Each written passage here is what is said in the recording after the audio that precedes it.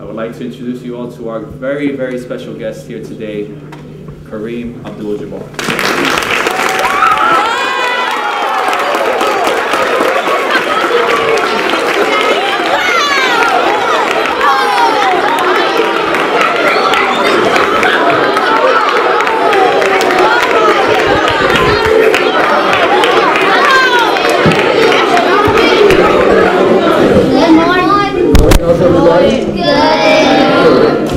Really a pleasure for me to get a chance to come and talk to you today about your future.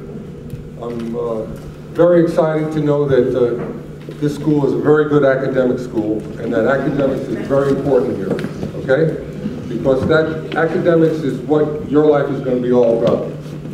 I was a pretty good basketball player, but at a certain point I had to do something other than play basketball. I had to have something that I could do that would take me through the rest of my life, where I could do something positive for myself and my family and my community. And that I was able to do that because I went to college and got my degree. So that's something that I want you guys to think about. Right now, starting right now, I want you guys to start thinking about where am I going to go to college and what am I going to study when I get there. Now you might not figure it out right away, but you will figure it out at some point. But you should start now. A lot of people from the Harlem community have gone on to do great things, and I hope that you people, you young people here, a number of you will go on to do great things. I hope all of you go on to do great things, but it won't happen unless you value your education. I'm from this neighborhood. I used to live on 111th Street, and I was born in Siam Hospital on 123rd Street, and I grew up in Harlem and up in Inwood. I went to St. Jude's School. You guys might hear about this school. So my experience in my life was a lot like your experience. You know, coming from a neighborhood where people didn't expect everybody to do well. But you guys can do well.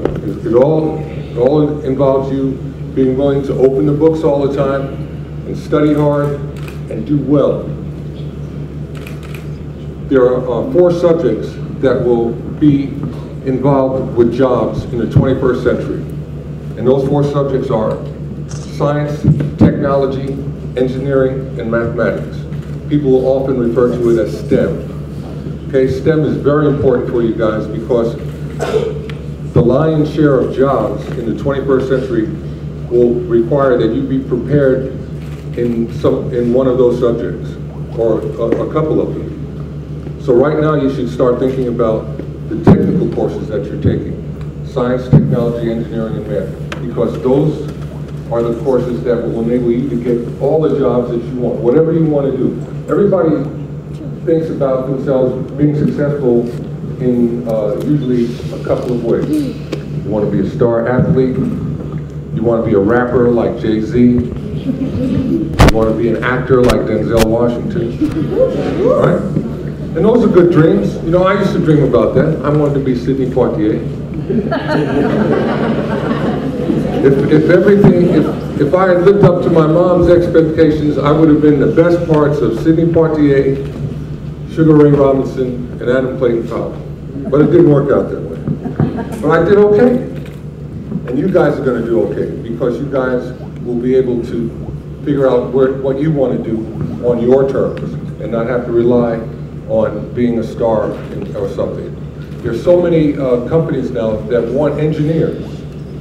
There are different types of engineering. There are people who build things.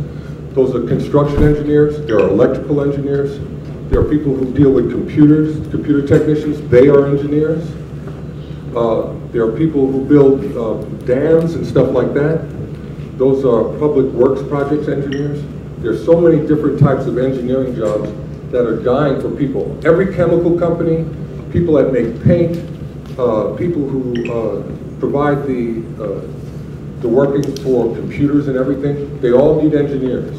There are not enough engineers to go around. And our country is not producing enough engineers for school. All right, so we have to import people from outside of our country.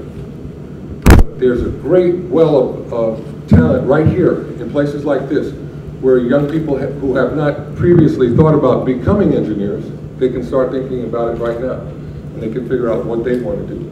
Those of you who are interested in medicine, I have one of my sons is a doctor, and he started just like you guys did. He started being interested in healing people and learning about sickness and health, and now he's a doctor. You guys can do all of these things, and I want you to start thinking about it right now. As far as playing basketball is concerned, when I started out playing, I was in the 4th grade, and I was terrible. I stunk. Basketball was not going to be my future. Of course, things changed over the course of years, but because I was no good then, and my mom kept telling me it's best if you make the honor roll, so I was able to make the honor roll, and then when I got to be good at basketball, I had a lot more choices that I could do. There were things that I could do. I could play in the NBA, which I did, but when I'm done playing in the NBA, I'm able to write books. So we're going to give you guys a copy of my book. I see some of you guys got it already, right? You started reading? Outstanding, outstanding. I hope you guys like it, and I hope you guys get it.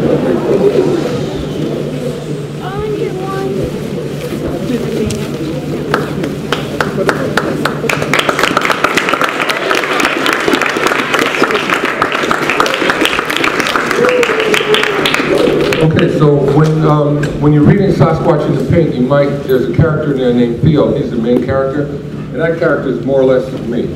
That is something that I took from my life, and I incorporated it into the book because all the things that Theo has to deal with in the book are things that I had to do with. I grew a whole lot.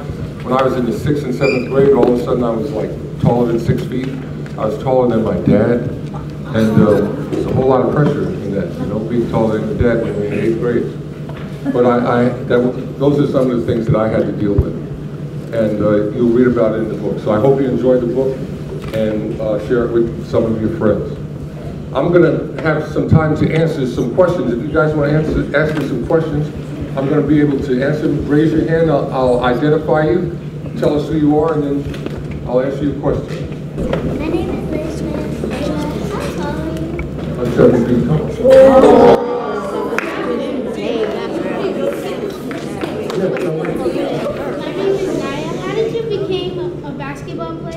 How did I become a basketball player? I started out playing basketball in the 4th grade, and I was terrible, and I just stuck with it. You know, there was no real course that you could like just say, well, you do this, this, and this, and you become a basketball player. But if you like it, practice the game and learn the fundamentals. So they're going to teach you a number of things, the fundamental, how to handle the ball, how to shoot the ball, how to pass. So you learn all of those things, and go out and play every day, and it'll come to you, okay?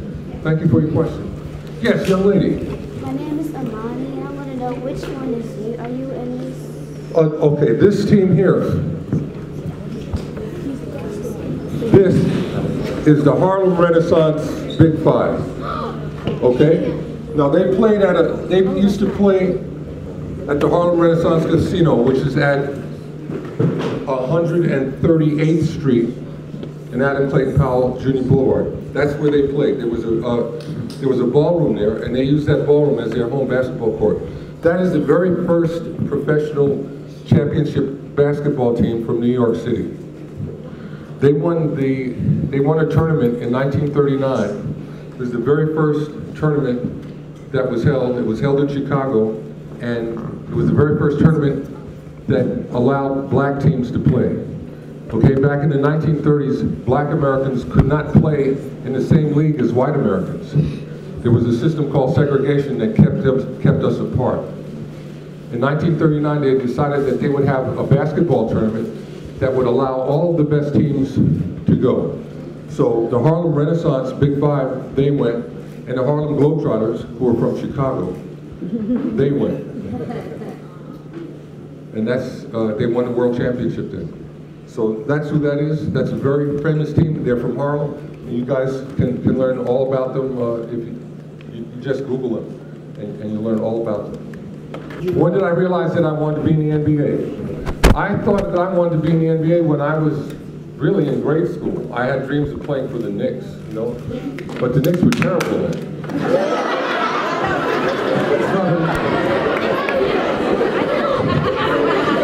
When I was in grade school, the Knicks didn't win anything. The Boston Celtics would win the World Championship every year, and they had the best players, so I didn't root for the Knicks.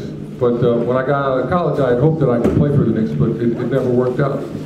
So I ended up, I played in Milwaukee, and I played in Los Angeles. Yes? Hi, my name is Micah. I'm in 7th grade, and well, we watched a couple of videos about you, and in one of the videos, you said that your first trophy was in baseball. Why don't you stick with it? Why didn't I stick with baseball?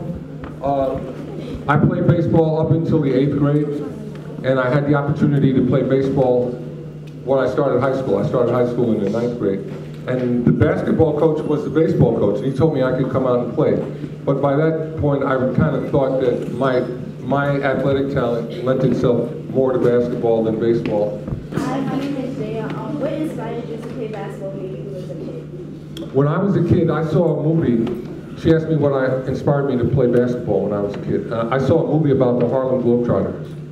And I saw how they played, and I thought that was really cool, and I thought that basketball might be a cool sport, and that's why I started to try to play basketball. But before that, all I wanted to do was play baseball. Yes, young man? My name's Daniel. Would you play basketball with the 5th grade boys on Saturdays? Would I play basketball with the 5th grade boys on Saturdays? Well, I would if I lived here, but I don't live here anymore. Where do you live? I live in Los Angeles. My name is Kareem. What movies have you been filmed in? She asked me what movies I've been filmed in. Okay, I've been in the movie Airplane. I was in the movie Fletch. I was in a movie with Bruce Lee called Game of Death. Yeah. And I was in a movie, another crazy movie called Basketball. What do you consider your best achievement in your life so far? I think the best achievement in my life so far was being able to make the transition from playing professional basketball to doing something else and being an author. That's a very hard thing to do, and I never realized it. You know, so when I was finished playing professional basketball, I had a couple of years where I didn't want to do anything, but then I figured out I had to do something with my life, and I started writing, and I've been able to make that transition, but it wasn't easy. Okay, young man, right here.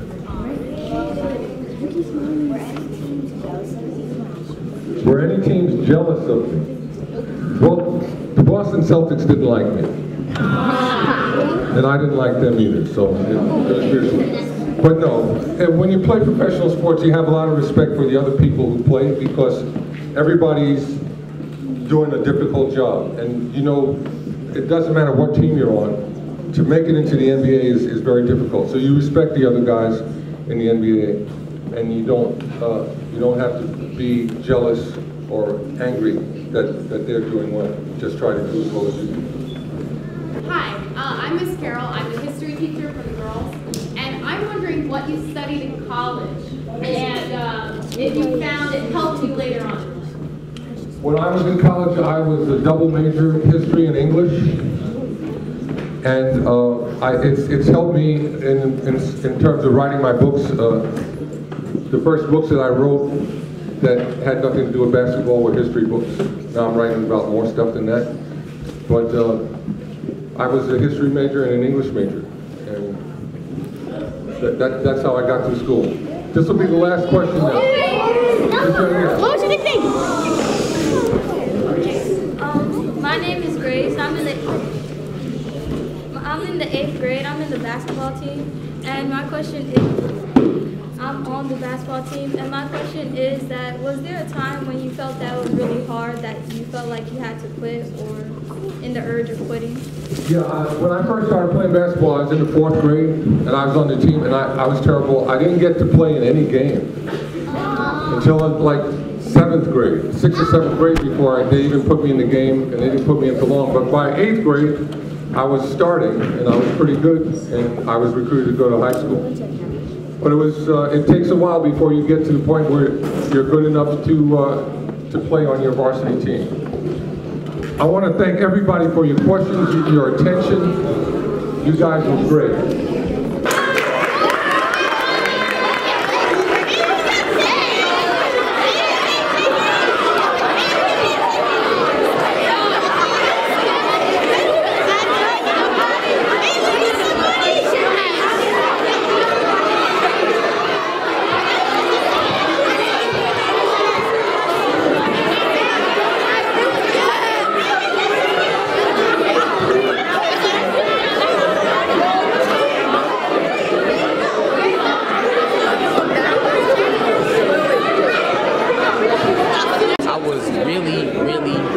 Excited to see him. I didn't know who he really was until today. I did not know he was 7 feet tall. That's surprising. It was cool to meet an NBA legend. The person that led the league in scoring. He won 6 championships with the MVP. It was nice to meet an NBA All-Star for the first time in my life. So that was a nice experience for me. It's also nice to hear that not only was his accomplishment in the NBA, it was also in other things. He majored in history in college, so that just proves you have to be a student athlete in order to become a success. If you want to make it in professional sports, whether NFL or NBA. It kind of be inspired to both things, to keep going with basketball and to go to school, going to college and have a major in something, not all things. He came from Harlem and he's successful, and he's saying that if you have basketball, you should stick with that, and that you should also have a backup plan, like to go to college, get an education. So like if that basketball thing don't work out, you have other things to fall back on. Kareem inspired me because my dad used to show me videos of him playing ball, and I always wanted to be like him, but I wasn't as tall as him. Kareem Abdul-Jabbar inspired me because he told me 2 things: to stay in school and follow your dreams. And I look up to him because of that speech, because I like basketball also, and I want to stay in school to get an education and maybe become a teacher one day if I don't make the NBA. That's what I say.